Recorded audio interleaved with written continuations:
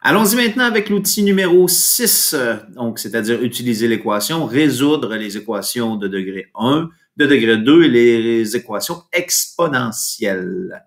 Donc, petit tour d'horizon, la fonction de degré 1.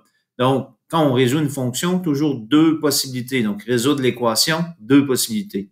Soit je connais le y, je cherche le x, ou soit je connais le x et je cherche le y. En guise d'exemple, je vous ai placé deux exemples ici.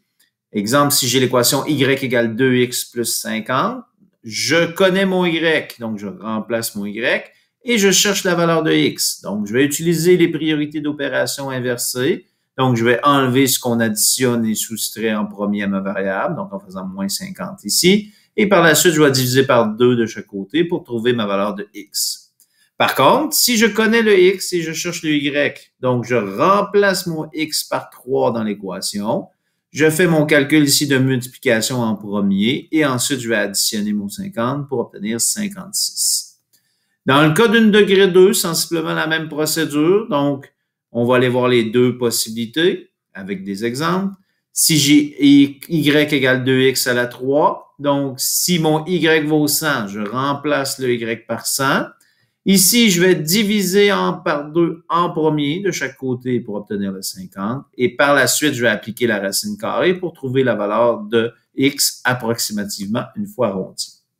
Dans l'autre sens, si je connais le x, donc je remplace mon x par 3, j'élève au carré en premier en respectant les priorités d'opération. Et par la suite, je multiplie par 2 pour obtenir mon 18 qui est ici.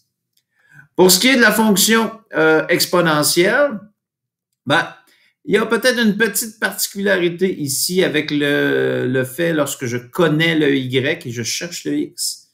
Donc, quand je remplace le y dans mon équation ici, donc par 100, je veux isoler mon x. Donc, je divise par 25 de chaque côté, ça me donne 4 égale 2 à la x.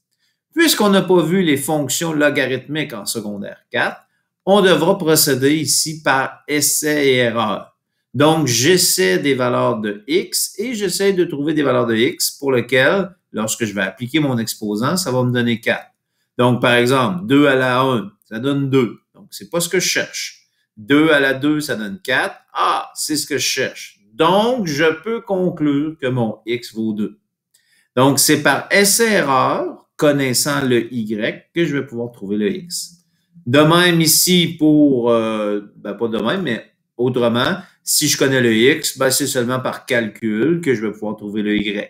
Donc, je remplace mon x par 3, j'applique mon exposant en premier. 2 à la 3, ça fait 8. 25 fois 8, ce qui fait 200. Donc, il y a peut-être une petite particularité ici au niveau de la résolution d'équations en lien avec les équations exponentielles lorsque je connais le y et je cherche le x.